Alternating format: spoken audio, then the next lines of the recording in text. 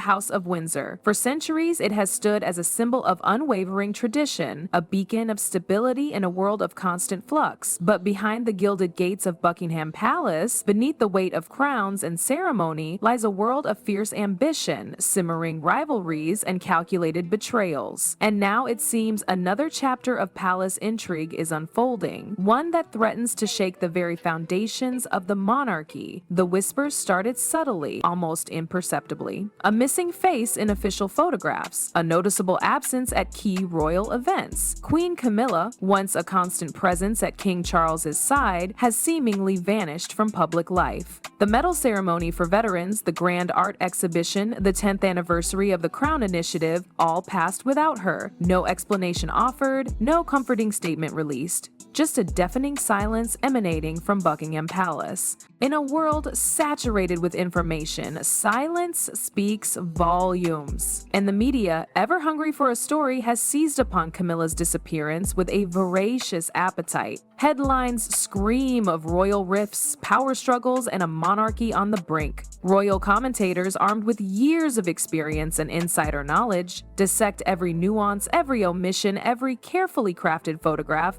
Judith Allen, a veteran BBC Royal Watch journalist, notes with chilling precision that 3 consecutive absences at major national events cannot be mere coincidence. The royal family, she reminds us, operates with a meticulous strategy, and this silence is undoubtedly a calculated move. But what is the strategy? What lies beneath the surface of this royal mystery? The most compelling theory centers on the resurgence of Catherine, Princess of Wales. After a long and arduous recovery, Kate has returned to public life with a renewed sense of purpose, captivating the nation with her poise, grace, and unwavering dedication to her royal duties. She is without a doubt the monarchy's brightest star, a symbol of hope and resilience in an increasingly uncertain world. And in Kate's radiant glow, Camilla's star seems to have dimmed. Insiders whisper of unchecked ambitions, of Camilla's attempts to exert her influence over palace media strategy, a domain fiercely guarded by King Charles. Stories circulate of altered official photographs, of proposed charity mergers designed to consolidate power under her own banner. To the casual observer,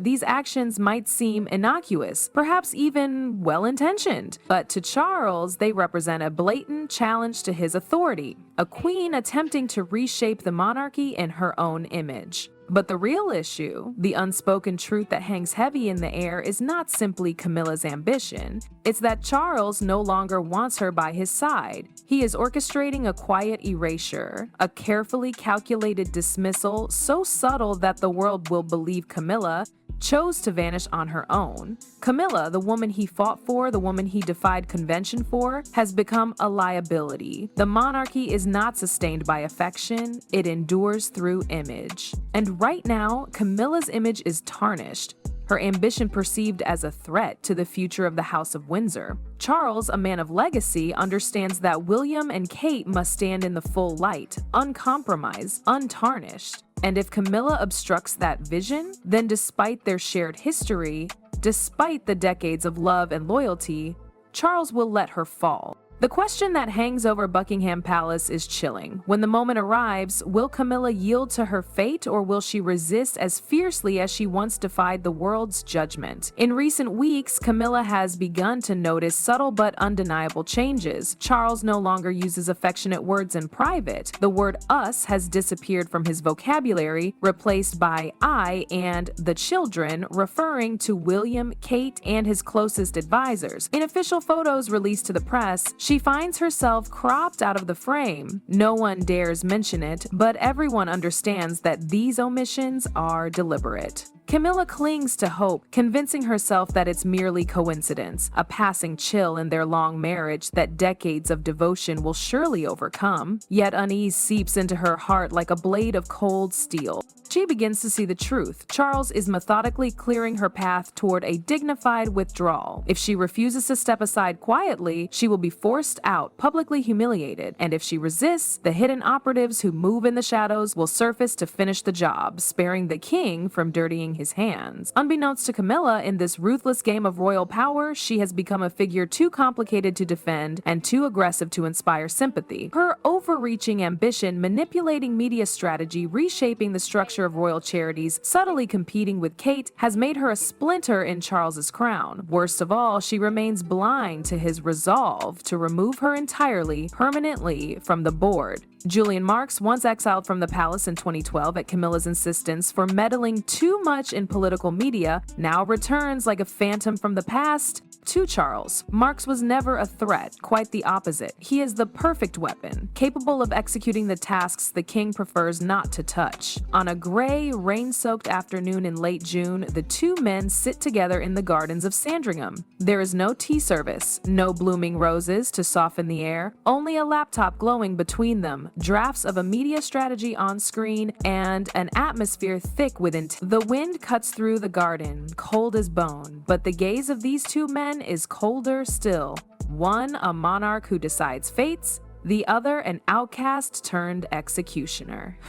When Marks quietly asks about the sudden changes, Charles offers only a cryptic smile and murmurs, "The king despises difficult choices, but when they must be made, he always chooses the winning side." And this time, his allegiance is unmistakable. William and Kate, the radiant future of the monarchy, modern, compassionate, untainted by controversy. In Charles's eyes, they are more than heirs. They are the monarchy's last line of defense in an unforgiving media age where one misstep can shatter the crown itself. Anything or anyone that threatens that light must be extinguished. The decisive moment comes at the end of June. Rumors are already swirling around Buckingham Palace when a single image leaks to the press. A grainy photograph taken through the rain showing Charles and Julian Marks sitting together at Sandringham. No Camilla, no official explanation, just two men, one a reigning monarch, the other the once banished, leaning over an open laptop, plotting like conspirators. The tabloids explode, the narrative writes itself. A silent coup within the royal household. Marks moves swiftly. Using the trove of confidential data he retained from his days in power, he begins to release carefully timed leaks that dismantle Camilla's reputation piece by piece. First, an anonymous email to a major tabloid containing a 2018 internal message from Camilla instructing the royal media team to minimize Kate's coverage in charity campaigns under the guise of promoting mature women's empowerment. Then, another leak exposes her 2020 plan to restructure royal charities, revealing her proposal to merge smaller funds under her own control, thereby consolidating both influence and money while sidelining William and Kate. Each revelation spreads like wildfire.